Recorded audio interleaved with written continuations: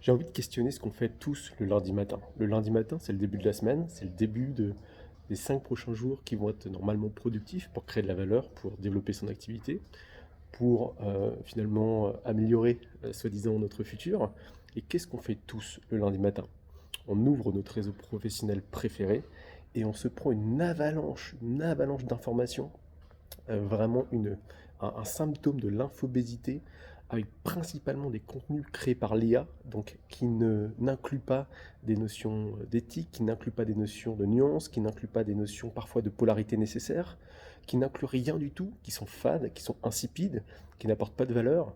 Et donc on se prend une quantité monstre d'informations qui vont être soit des injonctions, faites ci, faites ça, ne faites plus ça, arrêtez ci, arrêtez ça, ou soit finalement du personal branding, parfois maladroit, où en fait on va jouer de fausses idées web marketing pour finalement faire croire que notre entreprise est plus vertueuse qu'elle n'est. Avec j'ai sauvé le monde, j'ai lancé des fusées, j'ai réussi à faire ça, j'ai sauvé cet enfant. Voilà, que des choses qui n'ont aucun sens, puisque elles sont malheureusement dans 99% des cas fausses. Elle ne vise qu'à améliorer l'image externe, extérieure d'une société qui, in fine, est généralement peu vertueuse. Donc c'est ce qu'on se prend dans la face et dans les dents tous les lundis matins. Personnellement, je me questionne là-dessus, puisqu'en fait, pourquoi on le fait? On le fait parce qu'on nous dit que ce sacro-saint réseau professionnel est notre salut pour finalement, pourquoi pas développer notre réseau professionnel quand on est salarié, puis se créer des opportunités, hein, trouver des jobs avec un job board, avec des offres d'emploi qui seraient soi-disant potentiellement intéressantes pour nous, ou quand on est finalement freelance ou à notre compte. C'est aussi soi-disant une manière de développer le personal branding et finalement se créer des offres d'emploi, si je puis dire, en tout cas des offres de mission qui nous permettent de développer notre activité parce qu'on est visible, parce que on entre dans la tête de notre client idéal et parce que tout va bien. En fait, j'en sais rien de tout ça. Moi, j'ai la chance de faire énormément d'échanges en vrai, en visio, avec mes deux types de clients, des professionnels, des entreprises, des PME, mais aussi de l'autre côté des prestataires qui cherchent du coup ces PME et ces clients. Et je m'aperçois qu'aujourd'hui, il y a deux réalités qui émergent. La première réalité qui émerge, c'est que les clients PME, les dirigeants de PME, n'en ont plus rien à faire d'être sur les réseaux puisqu'ils estiment que ça n'a plus aucun sens.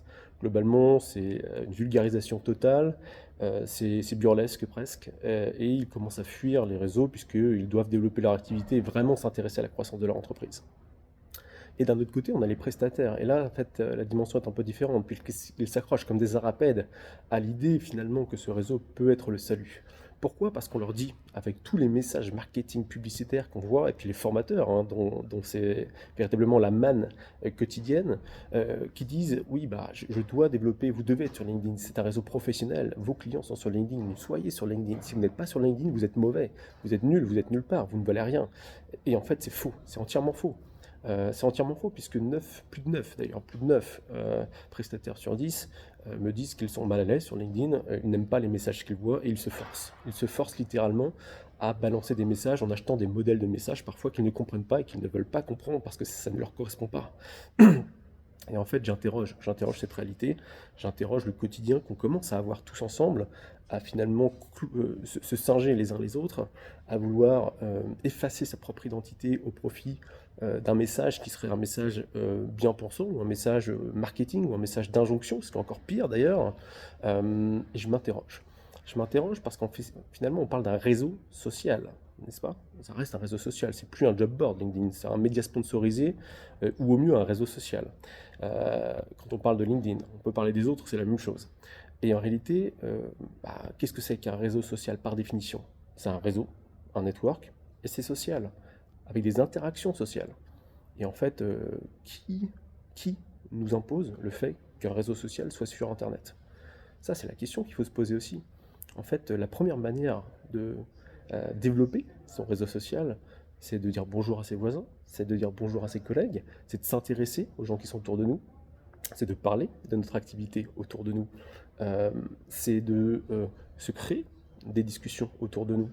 Et en fait, quand sur LinkedIn, pour le nommer, hein, puisque c'est un exemple frappant, on vient agresser des prospects en leur imposant pardon, des publicités ou en leur imposant des messages non désirés ou en imposant des faux témoignages, est-ce qu'on ferait ça dans la vraie vie? Est-ce qu'on irait voir euh, quelqu'un dans la rue en lui assénant, en lui martelant des messages publicitaires, en lui imposant des témoignages non désirés sur son activité, sincèrement? Pour être bon sur un réseau comme LinkedIn, il faut d'abord se demander ce qu'on aimerait, ce qu'on aime dans la vraie vie, puisque en fait, le vrai réseau social, c'est le nôtre, c'est celui de la vraie vie. C'est celui qu'on doit s'attacher tous à d'abord développer avant de penser au réseau. À mon sens, encore une fois, c'est un point de vue. Là, je ne veux pas le tourner sous forme d'injonction, mais posons-nous la question. Posons-nous la question, en tout cas moi je me la suis posée, et aujourd'hui c'est vrai que j'ai la chance de pouvoir développer mon propre réseau social dans la vraie vie, qui marche beaucoup mieux d'ailleurs que LinkedIn ou d'autres réseaux, et c'est ça qui me donne certains codes pour parfois aussi, effectivement, me créer des opportunités sur d'autres réseaux. Ça c'est vrai, mais c'est parce que les codes que j'ai pu développer dans la vraie vie sont aujourd'hui ceux que j'utilise et que je duplique, je crois en tout cas être en mesure de dupliquer et adapter hein, finalement à l'univers Internet, à l'univers des réseaux, en prenant en compte la réalité de mes interlocuteurs. C'est-à-dire que je ne peux pas avoir le même message pour tous mes prospects, ça n'a aucun sens. Donc par définition, l'automation sur LinkedIn n'a aucun sens. C'est destructeur de valeur et ça ne vous créera pas d'opportunités outre mesure. Ça peut malheureusement vous en détruire plus que en créer. Vous allez peut-être en créer quelques-unes, mais en fait vous allez détruire et faire tellement de déchets autour de vous que votre image de marque, votre notoriété, votre manière de faire la prospection, tout ça va s'évaporer et je crois que la balance sera plutôt négative. En tout cas, c'est un point de vue et que je soutiens et que je suis capable et en mesure d'étayer. Donc posons-nous la question, que voulons-nous le lundi matin en début de semaine?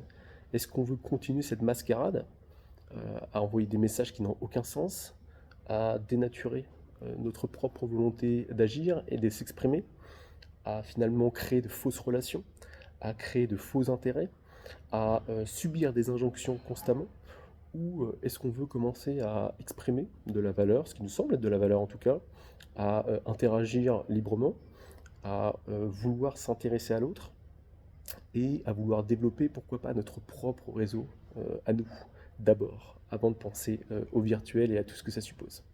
C'est juste une question que je vous pose. Je vous laisse la réponse.